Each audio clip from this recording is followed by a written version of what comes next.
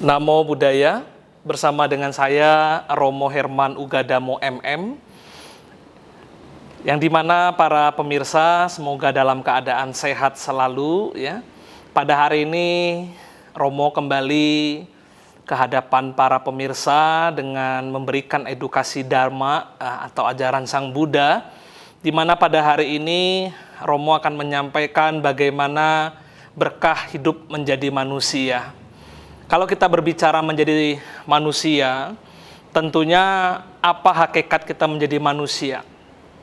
Apakah lahir di dunia ini kita cuma mau mencari makan saja, ingin mencari gelar saja, mencari titel saja, mencari suatu kesenangan-kesenangan saja? Apakah hanya sebatas itu? Terus kalau Romo boleh katakan apa bedanya kita dengan seekor kera yang hanya makan, habis itu bersenang-senang ya? Tentu manusia memiliki akal budi yang lebih tinggi daripada hewan. Artinya bahwa kita dilahirkan di dunia ini mengantongi banyak berkah, ya, lebih mulia daripada hal-hal yang lain. Tentu kalau Romo ingin menyampaikan di dalam Nakhasika Sutta Majjhima Nikaya, di dalam Tipitaka ajaran Sang Buddha, bahwasanya Sang Buddha pernah menyampaikan bagaimana perumpamaan debu yang ada di ujung kuku dengan ada debu yang berada di dalam di tanah begitu. Hal ini dikemukakan oleh Sang Buddha kepada para biku, kepada yang Arya Bante Ananda waktu itu bertanya kepada Sang Buddha, mohon Bante untuk menjelaskan apa maksud daripada perumpamaan debu yang ada di ujung kuku Sang Buddha dengan debu yang ada di tanah. Sang Buddha menjelaskan kepada para biku bahwasannya debu yang ada di kuku ini diibaratkan seperti manusia yang setelah meninggal dunia terlahir kembali menjadi manusia itu sangat sedikit. Sedangkan sisanya manusia-manusia yang sudah meninggal terlahir kembali, kebanyakan mereka adalah di alam peta atau di alam hantu kelaparan, seperti layaknya debu yang ada di tanah.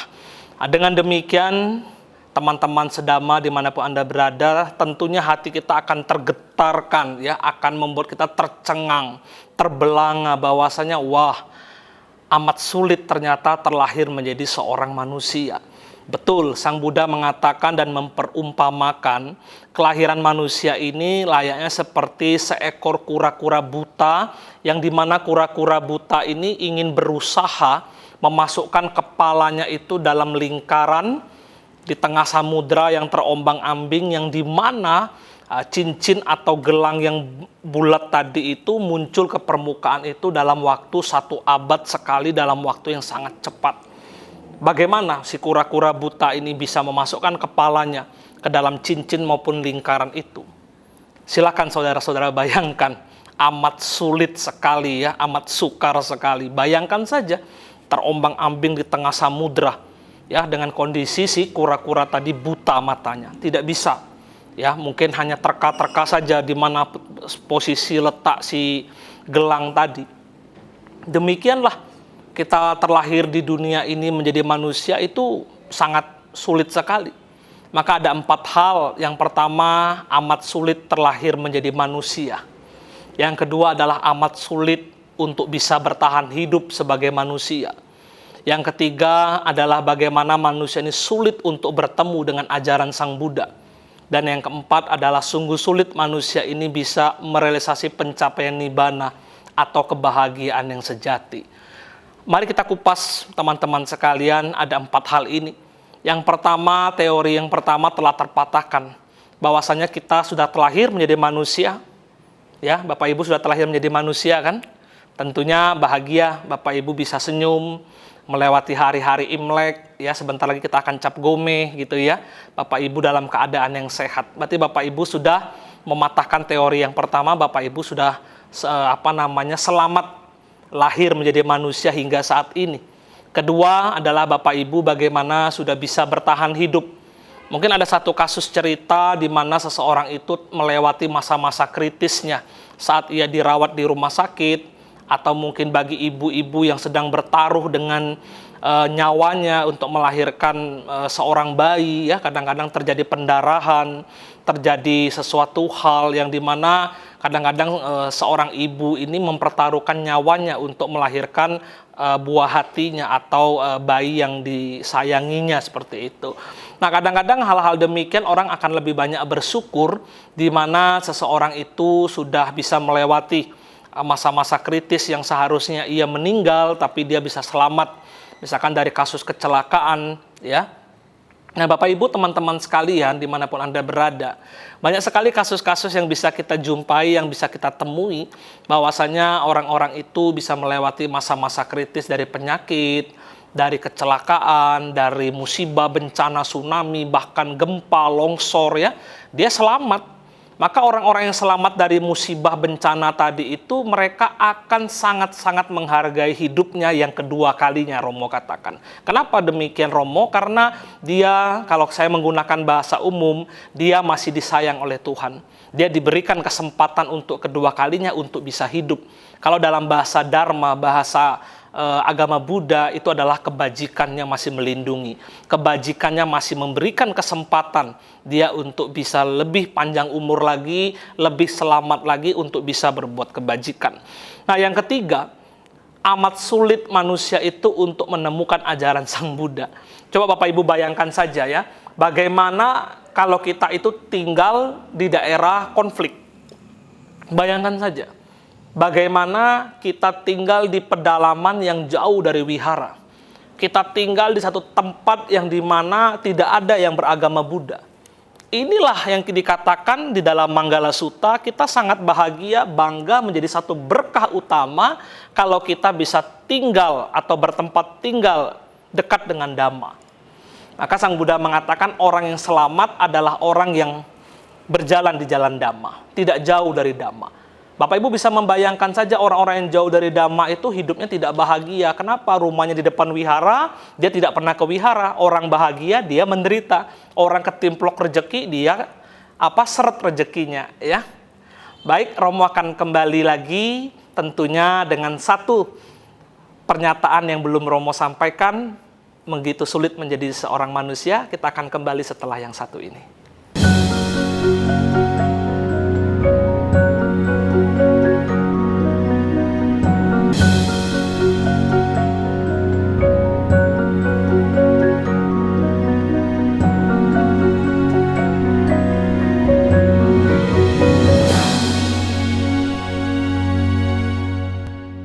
Kembali lagi dengan Romo Herman Ugadamo.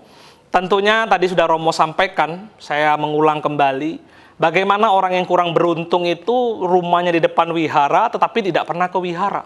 Romo malas ke wihara, Romo saya tidak suka dengan dia. Romo saya hari ini ada janji saya mau shopping. Romo saya hari ini ada janji mau mancing dengan teman saya. Jadi hal-hal demikian itu adalah sebuah godaan, ya, sebuah godaan di mana kita itu tidak jadi ke wihara. Maka Romo katakan orang-orang yang tinggalnya dekat dengan wihara tidak menjamin dia itu rajin ke wihara. Justru bahkan orang yang kadang Romo perhatikan, orang yang jauh, ya, tinggalnya mungkin jauh, mereka datang ke wihara. Kadang-kadang Romo waktu itu pergi ke daerah-daerah pedalaman, justru maaf nih, ada umat-umat Buddha itu yang datang dari pegunungan, harus nyebrang sungai, pakai senter, mereka ada cetia di situ, ada wihara, mereka sangat-sangat bersemangat sekali. Bayangkan saja Bapak Ibu, ya, karena Romo ini dulu keliling Nusantara, ya, sebagai seorang tokoh agama. Artinya Romo bisa berbicara ini adalah sesuai fakta di lapangan. Karena Romo melihat agama Buddha ini adalah sporadis yang menyebar tidak merata. Ya, kadang-kadang Romo pergi ke pegunungan, melihat umat Buddha yang ada di gunung-gunung, umat Buddha yang ada di desa-desa, ya, yang ada di pedalaman, mereka sangat semangat sekali. Kita sebagai umat Buddha yang tinggal di kota jangan kalah, ya, kita harus semangat. Karena apa? Kita melihat di Provinsi Jambi ini, ya, wihara sangat-sangat banyak sekali. Anda bisa memilih, Anda lebih cocok yang mana, Anda pengen belajar Dhamma seperti apa, sehingga Romo selalu mengarahkan umat Buddha jangan malas ke wihara. Ya, Anda sudah terlahir di keluarga Buddhis, Anda sudah menganut agama Buddha, kewajiban Anda jalankan, yaitu Anda harus beribadah, Anda harus liamkeng, Anda harus puja bakti. Jangan Anda tinggalkan Dhamma. Karena di dalam Manggala Sutta, di dalam ajaran Sang Buddha dikatakan orang yang tidak berjalan di jalan Dhamma, Orang yang tidak hidup di dalam Dhamma, dia akan menderita. Kenapa Romo bisa demikian? Karena Anda jauh dari kebaikan. Ibaratkan Romo mengumpamakan bagaimana kita ini menanam sebuah tanaman di dalam pot, ya. Anda tidak pernah siram, Anda tidak pernah memberi pupuk, Anda tidak pernah menjemur tanaman itu. Bagaimana tanaman itu ingin sehat? Bagaimana tanaman itu ingin berdaun lebat, ya? Bagaimana tanaman itu ingin berbuah yang manis? Sedangkan Anda malas merawat. Demikian, kita tidak pernah mengarahkan diri kita berbuat kebajikan, tidak pernah praktek dana, bersedekah, beramal. Kita tidak pernah merawat sila moralitas dengan baik, selalu melanggar Pancasila Buddhis. Apa saja Pancasila Buddhis itu? Pertama, Sang Buddha sudah mengatakan kepada kita, hindarilah pembunuhan, tapi Anda gemar membunuh. Bagaimana? Umur kita akan pendek di kelahiran yang akan datang. Saya tidak membunuh Romo, tapi saya menyiksa, sama saja. Ya, Anda tidak membunuh, tapi Anda menyiksa makhluk hidup. Apa konsekuensinya? Konsekuensinya adalah kita akan sakit-sakitan. Hari Senin, pilek, Selasa, encok, Rabu, panas dingin, ya. Kamis itu rematik, ya. Terus itu Jumat apa? Jumat itu flu gitu ya. Sabtu mencret, Minggu mati begitu ya. Ya, apakah demikian kita akan mengoleksi penyakit bukan mengoleksi harta? Tidak ya. Apa sebabnya kita bisa sakit-sakitan? Itu ada sebabnya. Sebabnya apa? Kita suka menyiksa makhluk hidup. Dalam ajaran Buddha demikian. Jadi hindari pembunuhan, hindari penyiksaan makhluk hidup, maka konsekuensi kita akan berumur panjang dan memiliki badan tubuh jasmani yang sehat, bugar, begitu ya. Yang kedua, bagaimana kita ini melanggar sila juga, melanggar Pancasila Buddhis. Sang Buddha mengatakan, hindari yang namanya pencurian. Saya tidak mencuri Romo, tapi saya korupsi. Sama saja ya, Anda tidak mencuri, tapi Anda korupsi uang rakyat. Nah, dengan demikian, siapa yang menderita? Diri kita. Jadi jangan khawatir, jangan takut, karma tidak akan lari kemana-mana. Siapa yang membuat, dia akan menuai akibatnya. Apa contoh yang akan diterima? Satu, dia akan kehilangan, dia akan kerampokan, dia akan kecurian, hartanya hilang ya. Jangan bertanya-tanya, loh kenapa uang saya hilang Romo? Kenapa ini itu? Kenapa ini? Karena ada sebabnya. Anda dulunya mungkin Anda mencuri, dulunya Anda pernah korupsi sehingga Anda harus kehilangan harta benda di kehidupan saat ini. Itulah ajaran Buddha. Semua ada jawaban ya. Yang ketiga, bagaimana kita jangan sampai melanggar sila ketiga, yaitu adalah berzina atau berbuat asusila kepada pasangan yang bukan pasangan kita. Oh, saya tidak berzina kok Romo, tapi saya selingkuh dengan pasangan orang lain. Nah, ini juga kategori ya. Ya jangan mentang-mentang suami atau istri lagi di luar negeri pakai aji mumpung ya. Mumpung suami jauh, saya ngelirik rumput tetangga lebih hijau gitu ya. Sehingga terjadilah perselingkuhan. Ya, kalau kita memaknai di dalam agama Buddha sebelum kita menikah atau pada saat upacara perkawinan itu ada yang namanya ikrar perkawinan, sumpah perkawinan, yaitu jangan sampai adanya perselingkuhan di dalam rumah tangga. Maka kalau itu dihindari, maka rumah tangga Anda akan hitaya sukaya, akan bahagia, akan langgeng. Tidak akan ada percekcokan ataupun perceraian dalam rumah tangga. Ya, itu yang sangat penting sekali. Harus saling percaya, saling mengasihi, ya, saling berbagi. Itu adalah konsep pernikahan dalam agama Buddha atau perkawinan dalam agama Buddha. Nah, yang keempat, bagaimana kita menjadi manusia yang seutuhnya penuh dengan berkah tadi ya, sudah Romo jelaskan 3. Yang keempat, hindari yang namanya berbohong. Saya tidak berbohong Romo, tapi saya mengumpat orang lain. Sama saja. Jadi kalau Anda berkata-kata kasar, Anda berbohong, tong kosong nyaring bunyinya, ya, itu Anda sudah melakukan pelanggaran sila. Ya, akhirnya apa yang terjadi?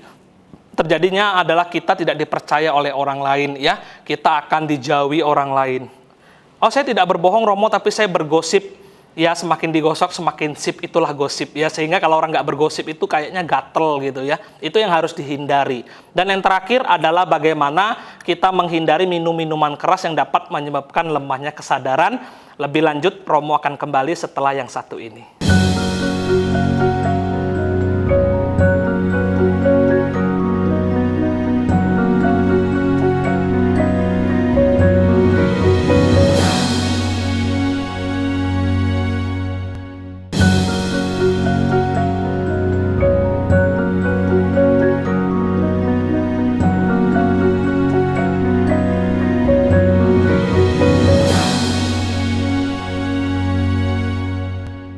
Masih bersama dengan Romo Herman Ugadamo MM.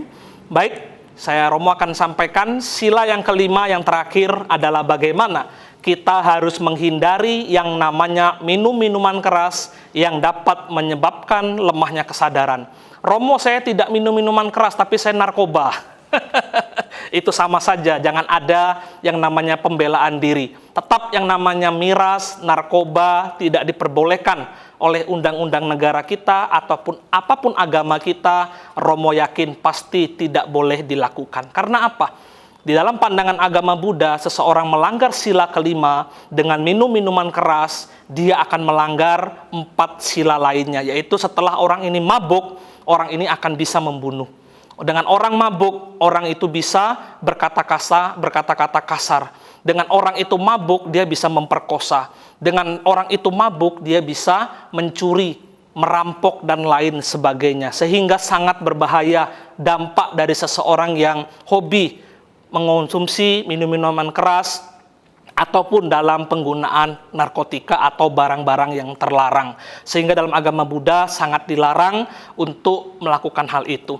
Nah, baiklah teman-teman, saudara-saudara dimanapun Anda berada, kembali ke topik kita, bagaimana kita menjadi manusia yang penuh dengan berkah, menjadi manusia dengan memaknai bahwa kelahiran ini adalah amatlah sulit. Yang keempat adalah bagaimana, tadi yang pertama Romo ulang, melahir menjadi manusia amatlah sulit, bertahan hidup menjadi manusia amatlah sulit, berjumpa dengan ajaran Buddha sangat sulit, dan yang keempat, bagaimana kita bisa merealisasi pencapaian nibbana atau nirwana dalam bahasa Sanskerta, yaitu adalah kebahagiaan sejati. Ini adalah goal, ini adalah tugas akhirnya umat Buddha. Sekali lagi Romo kasih tahu, Romo tekankan, Romo informasikan bahwa ajaran Buddha tidak mencari sorga. Meskipun agama Buddha punya sorga, tapi agama Buddha tidak mencari sorga. Apa yang Romo ingin sampaikan, di dalam Dhamma dikatakan ada alam-alam yang tidak menguntungkan bagi kita, yaitu salah satunya kita bisa merealisasi atau mencapai yang namanya sorga. Bukan kerugian dalam hasil kita mencapai, tapi kerugian kita menanti untuk bisa terbebas dari kelahiran kembali. Maka Romo katakan nibbana sebagai tujuan akhir umat Buddha, yang dimana seseorang sudah mencapai nibbana, padamnya seluruh kekotoran batin, maka tidak lagi ada usia tua, tidak ada sakit, dan tidak ada kematian. Pada saat seseorang sudah terbebas dari kelahiran kembali, tumimba lahir atau punabawa, maka tidak ada lagi istilah ketakutan, tidak lagi ada istilah kelahiran, tidak ada lagi usia tua, tidak ada lagi sakit dan kematian. Bapak, Ibu, Saudara-saudari, perlu Romo juga sampaikan bahwa hidup menjadi manusia ini, kembangkanlah dana. Apa yang bisa kita lakukan? Dana tidak harus materi, tapi dana, tenaga, memberikan kata-kata yang bijak, memberikan inspirasi, memberikan motivasi bagi orang lain, itu bagian daripada dana. Ya, jadi dana itu tidak sulit Bapak Ibu. Dana tenaga melihat wihara cetia kita kotor, kita rame-rame gotong royong membersihkan rumah ibadah kita, wihara kita, cetia kita, maka itu juga adalah bagian daripada kita berdana tenaga. Ya, yang kedua, rawatlah sila dengan baik. Sila itu adalah moralitas, memiliki hiri dan otapa, malu untuk berbuat jahat dan takut akan akibat dari perbuatan jahat, juga bagian daripada sabuk pengaman kita dalam hidup. Dengan kita mematuhi rambu-rambu, dengan kita menggunakan sabuk pengaman adalah sila, kita hidup akan selamat. Ya, tidak akan berkasus dengan hukum, tidak akan berkasus dengan norma-norma adat budaya setempat maupun norma-norma agama. Karena apa? Kita memiliki sila yang baik, tidak melakukan pembunuhan, tidak melakukan pencurian, tidak melakukan perzinahan, tidak melakukan kebohongan, tidak melakukan perdagangan minum-minuman keras atau bermabuk-mabukan, tidak menjual narkoba. Selamat. Ya, jadi kita selamat dunia dan akhirat kalau kita memegang teguh pada sila kita. Yang ketiga, menjadi manusia yang seutuhnya, bahagia, jaga pikiran dengan baik, jernihkan pikiran Anda, jangan pernah berpikir kotor, jangan pernah berpikir dengan penuh kebencian, jangan pernah berpikir dengan penuh keserakahan. Maka Romo katakan, jagalah pikiran, jagalah ucapan, jagalah tindakan, dengan baik, maka hidup pun akan selamat dengan cara bermeditasi. Meditasi bukan mencari ilmu gaib, meditasi bukan untuk kesaktian, tapi meditasi untuk mensucikan hati dan pikiran. Nah, yang terakhir adalah bagaimana Bapak, Ibu, Saudara-saudari kembangkan panya wisdom, kebijaksanaan. Dengan cara demikian kita akan tahu mana yang baik, mana yang tidak baik, mana yang menguntungkan, mana yang merugikan, mana yang bermanfaat, dan mana yang tidak bermanfaat. Kebanyakan orang kita lihat di lapangan, sesuatu yang benar dikatakan salah, sesuatu yang salah dikatakan benar. Maka orang suka membolak-balikan fakta adalah tipikal orang yang tidak bijaksana. Orang yang tersesat dalam bahasa Pali dikatakan adalah orang-orang yang micaditi, memiliki pandangan salah, selalu menyalahkan sesuatu kebenaran dan membenarkan sesuatu yang salah.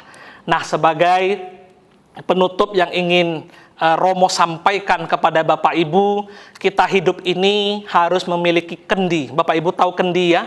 Kendi itu wadah dari tanah liat, kalau orang Jawa mengatakan kendi. Kendi itu adalah kendalikan diri. Di dalam kendi itu ada obat yang pertama, namanya adalah obat yang pertama di dalam kendi, ya, itu namanya jaran, jaga pikiran. Yang kedua adalah jamu, jaga mulut. Dan yang ketiga adalah jati, jaga tindakan. Dengan demikian maka hidup akan bahagia.